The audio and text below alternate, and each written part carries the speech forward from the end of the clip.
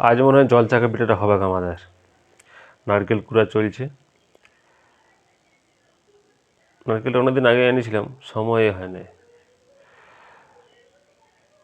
নারকেলটা কুড়া হয়ে গেলে অল্প করে ভাজিয়ে নেওয়া হচ্ছে। এটা সাদা তেল কিংবা ঘিয়ে ভাজলে ভালো, এমনি হালকা আঁচে আস্তে আস্তে ভাজা যাবে বিনা তেলে বা ঘিয়েও। এরপর যদি দুধ থাকতো, দুধ দিয়ে দিলে ভালো হতো। দুধ নাই, চাঁচি ছিল, সে চাঁচি দেওয়া হচ্ছে। তার আগে একটু জল দিয়ে দেওয়া হলো, তাহলে মিশাইতে সুবিধে। নাহলে মিশানোও যাবে না, সুবিধা বলে নয়, মিশানোও যাবে না জল না দিলে। তো এই শীতকালেই যত ভেরিকিটি, নানা রকমের মেলা, পরব, অনুষ্ঠান, খাওয়া দাওয়া, পিঠা পানা, পিকনিক, অথচ দিন ঋতুটুকু হো করে শেষ হয়ে যায়, বোঝাই যায় না কোনো। কিন্তু শীতকালটা কেন হয় না, করা সম্ভব শীতকালে। অন্য গ্রীষ্মকালে বা অন্য সময়, বর্ষাকালে হবে কি নি, জল পড়বে তোমার।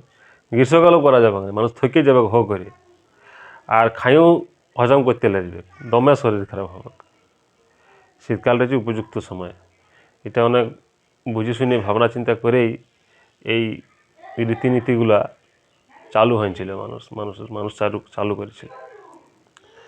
এটা একটু পুরো করে করতে হবে। জলটা মরাই লিয়া হচ্ছে, লাড়িয়ে লাড়িয়ে ঘষে ঘষে, নাহলে নিচে আবার লাগিয়ে যাবে। আঁচটা হালকা, দেখো কম কম জ্বলছে আঁচটা, এটা হালকা আঁচে করতে হবে। যাতে গ্যাস তাতে আরও সুবিধা, আঁচটা ঠিকঠাক করা যায়। আর কাঠে যাতে অভ্যাস আছে করে, তাছাড়া করতেই পারবে না, আঁচটা ঠিকঠাক দিতেই পারবে না। একটু ঘন ঘন পুরো পুরো হয়ে গেল, ব্যাস এটাই মনে হচ্ছে খেতে দিন দেবে নাকি, যে থালে বাড়ছে, তাহলে ভালোই বটে, এটা দারুণ লাগবে খেতে।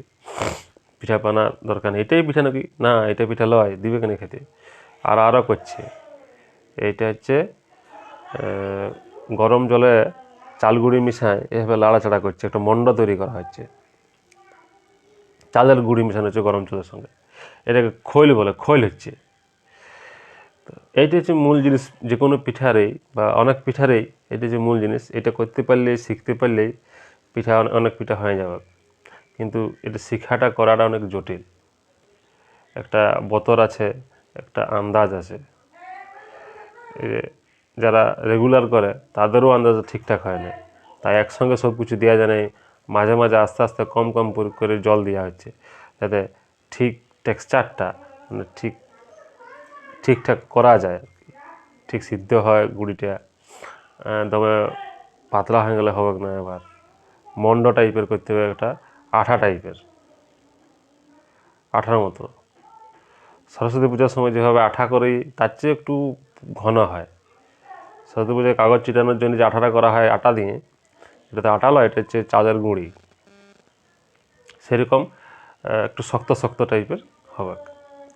এটাকে খৈল বলে যারা করে, যে খোলটা হইল।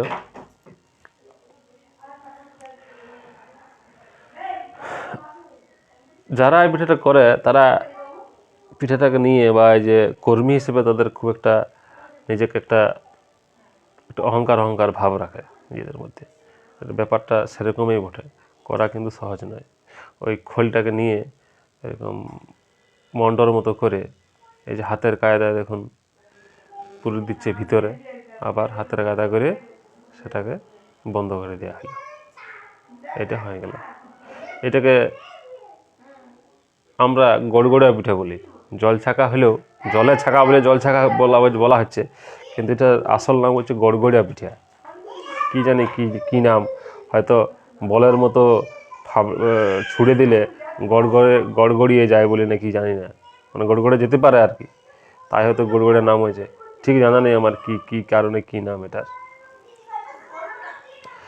তো এটাও এখনো খাবার যোগ্য হয় নাই, এটাকে এবারে জলে ছাঁকতে হবে। গরম ফুটন্ত জলে একটা একটা করে ছাড়ি দেওয়া হলো।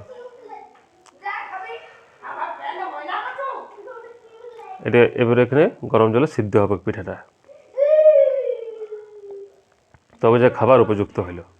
আর সিদ্ধ হয়ে গেলেই একটু উপরে উঠে যায়, তখন তুলে নিয়ে আবার বেশি সিদ্ধ করলে বা বেশি বতর না হলে এই সময় আরও ফাটে যায় পিঠাটা, ভিতরে যে পুরটা সে বেরিয়ে যায় ঠিক বতর করতে না পারলে, ঠিকঠাক সব কিছু না হলে এরকমভাবে পিঠাগুলো ভেঙে যাবে, আউলিয়ে যাবে যাবে বলে, আমাদের করতে বসে বলে আউলিয়ে যাবে।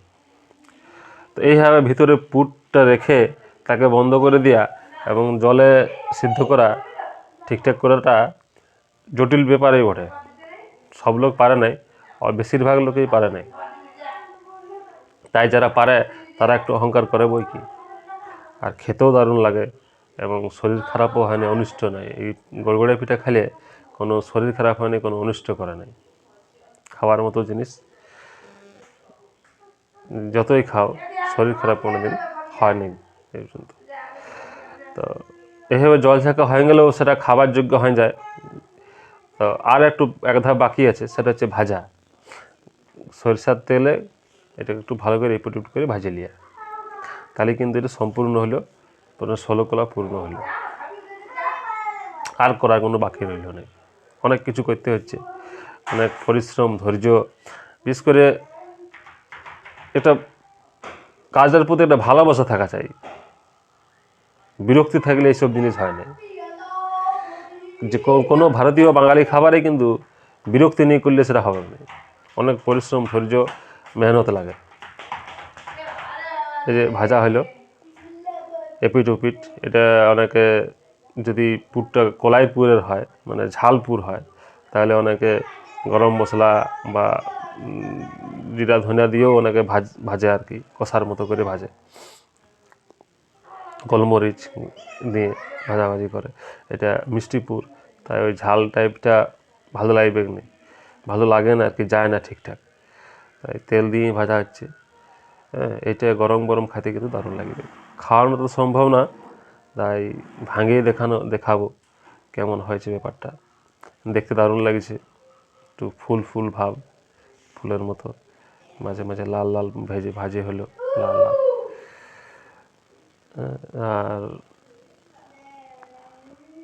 পুরো রেসিপিটা ঠিকঠাক কী পরিমাণের কী পোর্শনে দিলে কোনটা কী পরিমাণ লাগবে, সেটা যদি কারো দরকার হয় কমেন্টে জানাবেন, তখন আরেকবার একটা ভিডিও করে দেবো বা লিখে জানিয়ে দেবো কমেন্টেই। এতক্ষণ ভেঙে দেখালাম কীরকম হয়েছে। খেতে কিন্তু দারুণ, আর ওই যে বললাম যতই খাওয়া হোক কোনো অনিষ্ট করবে না, খাওয়ার মতো জিনিস এটা। সবাই ভালো থাকবেন, নমস্কার।